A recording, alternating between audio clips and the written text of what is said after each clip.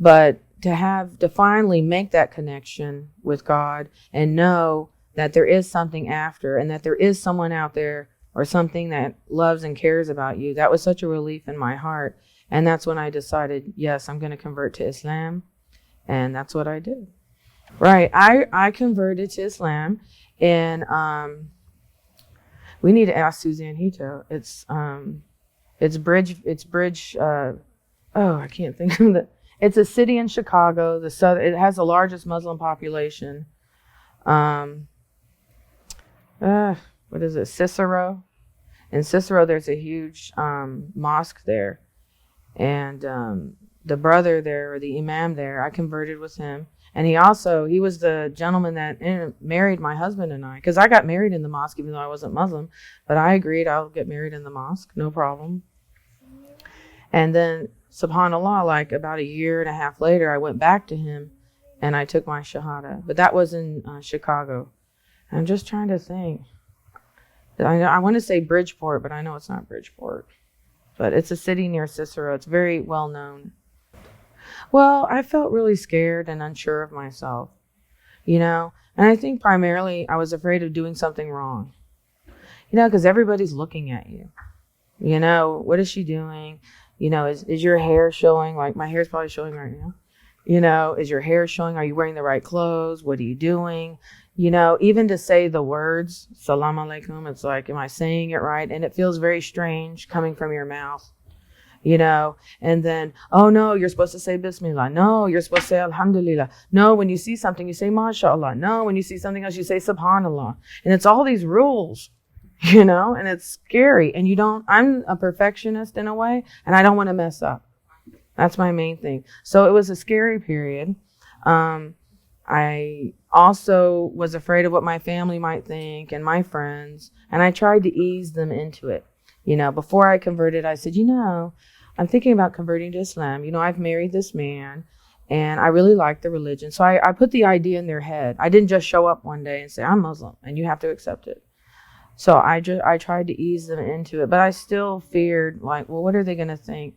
And I also really was afraid of losing myself, of losing Paige, because the way Paige used to be can't be Paige, Muslim Paige, That can't happen anymore. So I was like, well, who will I be as a Muslim? So there was a very long period of time, like maybe like 7 to plus years of trying to figure out who I was, as a Muslim, and trying learning everything and kind of accepting a new identity, even though this process would have happened anyway, because we're all growing older and we become, better and different people as we go along. But to completely change and leave everything behind that you grew up with and accept something new and try to make new things and new traditions. It was a scary period. I don't know. My parents were like, oh, Paige, because I was always like strong-headed. Everybody in my family has black hair and dark eyes, but I have blonde hair, but I have the dark eyes. I didn't get the blue eyes. So they always said Paige is the blonde sheep of the family. We have a saying, black sheep of the family. This means the one who's different. So I was always known as different. Oh, Paige, she's going to go and do that. Okay. But my parents were nice about it. And I'm glad, because I think in their own mind, they knew they don't really have a right to say anything because they didn't raise me in the church. So whose fault is it? It's really nobody's fault, but to look at it in this manner, But I did have some cousins who were like, didn't like it, calling it a traitor, which I don't like, and that hurts my feelings, but okay.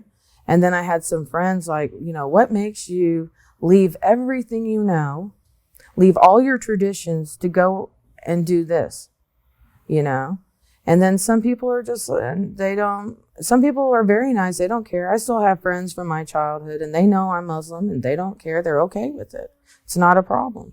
And then there's some people, they don't want to have anything to do with you anymore. And that's okay too, Well, I have to say, when you first convert to Islam, there's what's called a honeymoon period.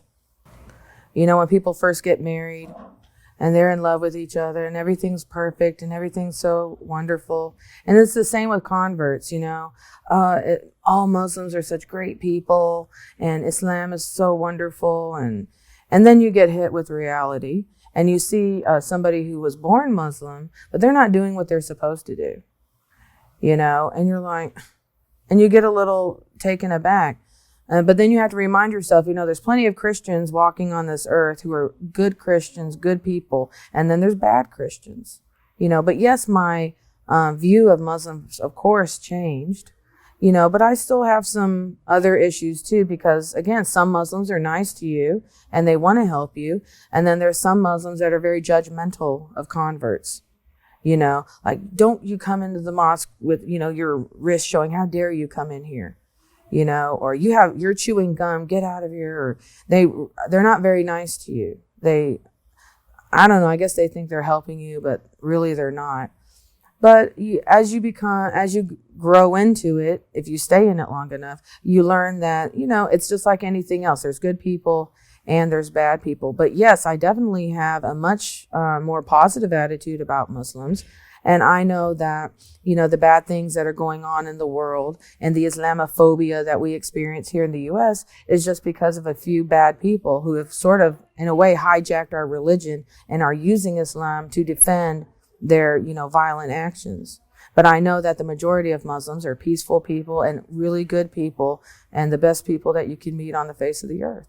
So yes, my opinion for sure changed. What impressed me the most?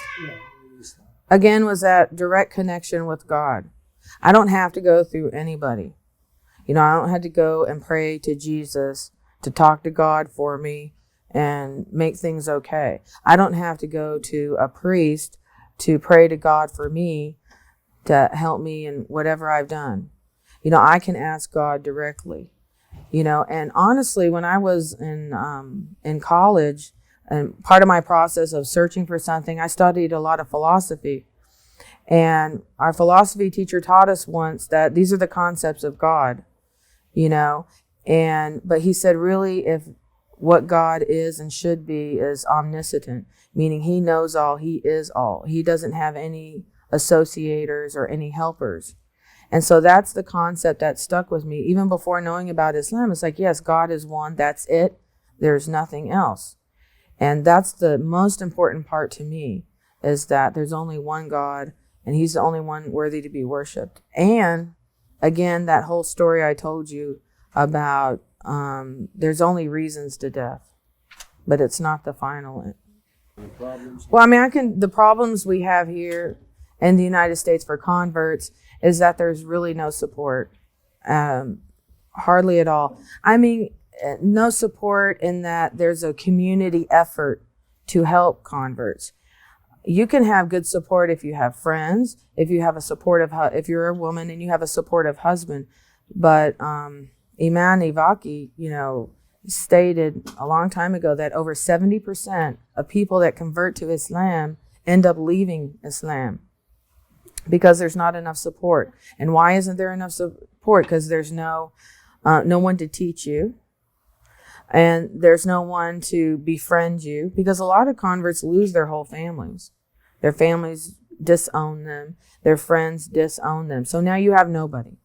So who are you going to go to? And there's no community there to help you. There's no community with their hands open saying, that's okay, come here, we'll teach you the religion. And during the holidays, we'll, show you what we do, and we'll take you to our house and you can become part of our family in a way. This is a main problem for converts here in the U.S. Islam as a whole here in the U.S., well, there's a lot of bashing going on just for political gain, in my opinion. In the United States, we've always had a bad guy.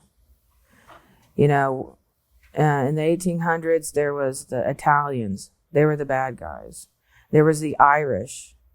The Irish people, they used to have a law where if you were Irish, you couldn't marry anybody else. You could only marry another Irish person.